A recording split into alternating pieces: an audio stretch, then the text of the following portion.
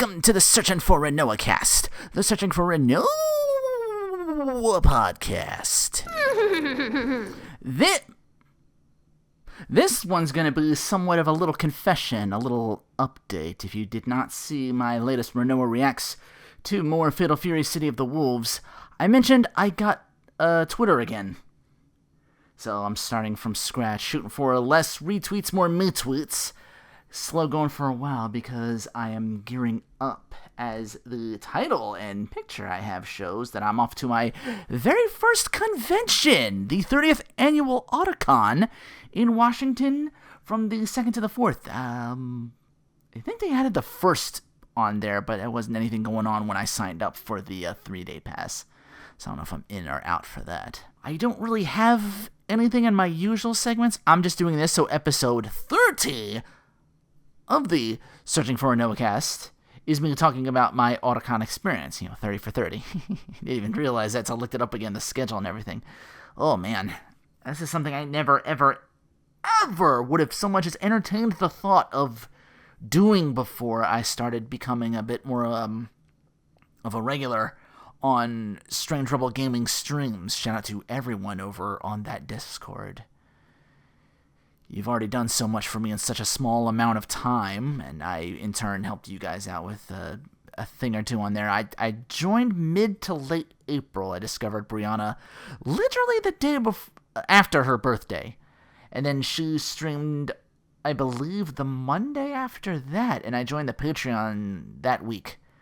I won't go into too much detail for you listeners who may or not joined up with the SRG community, but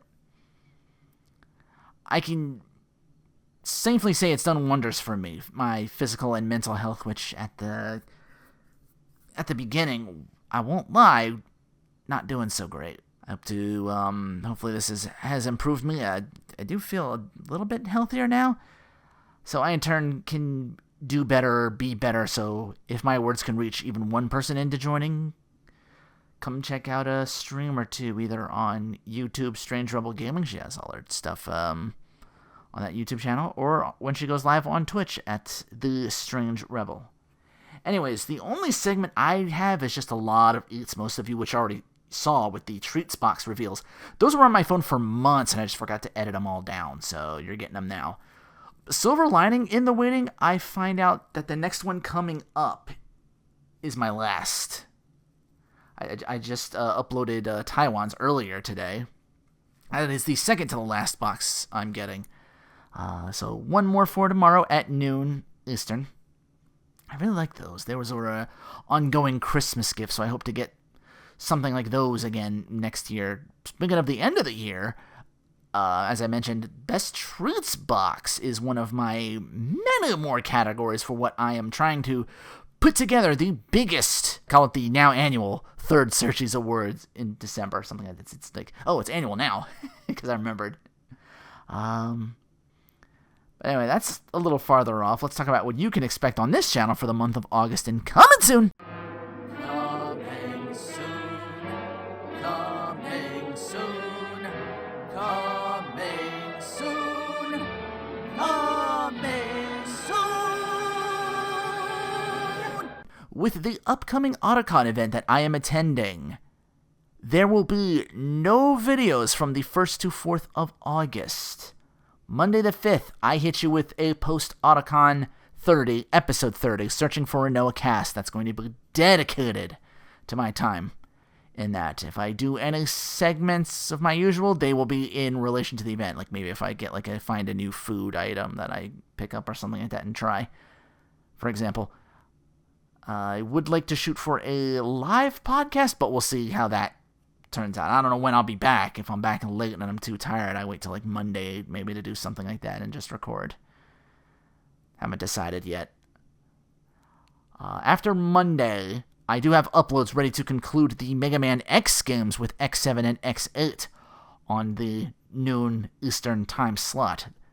At 6 p.m., a game called Samurai Maiden. And that's not the whole month, just what's gonna come in the immediate future. After Samurai Maiden comes a game I didn't want to wait until another October to play. Earth Defense Force World Brothers, which by far might be my favorite EDF game with some games that'll take less parts to complete. As the month of August draws to a close, I'll keep those to myself. I've just completed a little shopping trip so I could save my closer-to-home eats for this podcast, Snacking4Rinoa. We will begin with Dr. McDougal's vegan pad thai. Not even spicy like I've done pad thai from some Chinese food places in the past. This has a very citrusy spice to it, but more flavorful and very little heat to it. Loved this. Of course, being vegan, it is a little pricier, but you do get what you pay for.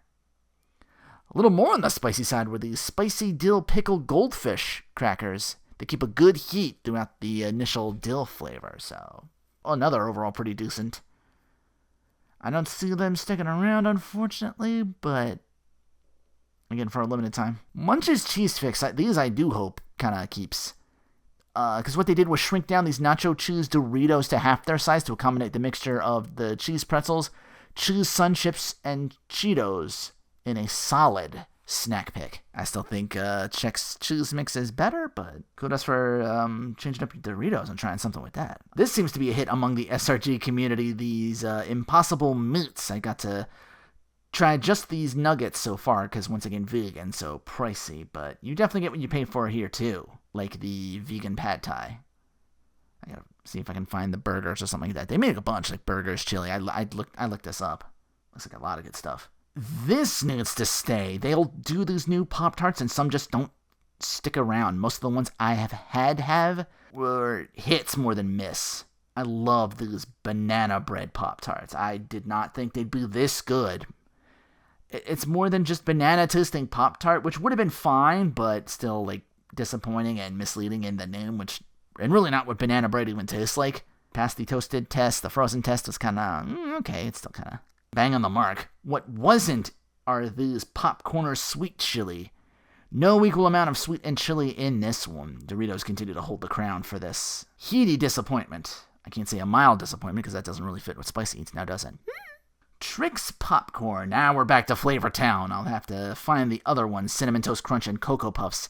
I figured they'd just be flavored like the cereal. It actually does have little cereal Trix pieces in it, and it's slightly candy coated to taste exact. So yeah, just a real quick one as I prepare and pack for AutoCon. Although I'm pretty close. Maybe I can dart in and out. I don't know. I'll have to see. I'm not going alone. Again, with my first con convention, I think there's going to be a planned meetup. I figured that out on like a Saturday. And Brianna's got her own panel on Saturday on the 7th. Not 7 p.m. Not the 7th. Convention people? Who am I these days? Well, okay. This closing is going to be a soapboxing for Rinoa segment as well. When I went down last year with my appendectomy and needed time off to recover, it was mostly me and my mom to make sure I was okay. We found a show together that we watched called My Adventures with Superman. This year we just finished season 2, and the line that really sticks out to me the most in the latter half is that love's not for cowards. Years ago, in more reclusive ways, like I wouldn't even have thought to do this, where they're not spurned on by people I follow and who are friends of mine. I was told something to the but before all that, I was told something to the effect that, well, not something to the effect, but almost word for word, shy people starve. I know I called myself in this channel as an extension to the island of misfit LPs. The island is me, and it wasn't always. I used to be more like this, like the entertainer side of things when I wanted to be. My earliest, one of my earliest fondest memories was I was like sick in bed or something, and I kind of forgot about it because it was an old clip of just me, my mom, and dad watching a clip of David Letterman interviewing Robin Williams, and I just thought I was going to pass out from laughing so much. I always wanted to entertain and like do something like that. I just didn't know how I would do it. In what lies to my shyness, though, where I say it wasn't always like that. I was kind of beaten down into that role. In grade school, I've had moments where I was left behind, shunned, even by abandoned by a sitter. To my face, got in her car with her friends and just drove off when she was supposed to make sure little me in a very bad part of Philadelphia at the time just ditched me, and I had to run home in tears just as fast as I could go. So yeah, to make sure I got home safe. I remember running home in tears more than once. The sitter, some classmate tore up something on mine I couldn't fix, so I shut off. I built walls, just let me be. If in turn become distant and arguably a little flaky, probably cost me some people who I would have been friends with, even people I'm still kind of reluctant to, because I think it's like my fault. I turned away on them and they won't want me back. I'm still very apprehensive about being the first person to strike up a conversation, even an instance where a girl in high school out of nowhere wanted my number and gave me her to call, and my instincts were just like, I don't know this person, take the number and just never dial. I have hurt and have been hurt by being distant. Since discovering and taking this in my own way leap, honestly, to join this community and like start connecting, I want to we just did a challenge where we had to do like do a lot of steps. Like I have an odometer finally. I have like a Barazi yes. Is that an I at the end of it? It's just Barazi yes at the end of it. Counts how many steps you've taken. Not super accurate, but I've done like 5,000 steps, 6,000 steps. I've walked 5Ks. I've walked 6Ks. When it was not so hot at the beginning, then I had to do it from indoors. Yeah, I wasn't really. I was putting all my effort into this channel and just making sure stuff here got out. And if I wasn't doing that, it was just the internet just sitting around, or just it wasn't where I was. So I'm starting to get more active. I want to try and keep that going and like joining in all these different activities. And I hope to be more comfortable and feeling like I belong again. I will never be the type to lead my own Discord or community like Brianna has. I do not have the patience or time for it myself. I don't know how she does. She wears a lot of hats, and I am so floored and amazed by this person. My focus will always be this YouTube and the uploads I put on here, but I do want to make time for the community as well. The last thing I want to do is lump them into what might have been by being distant. I'm better because of this community, and if my words can't convince you of that,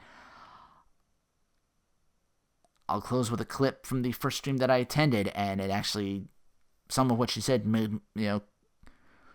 convinced me to take this plunge. And with that, I'll show you this clip and say, that's the podcast. Play me out, Brianna.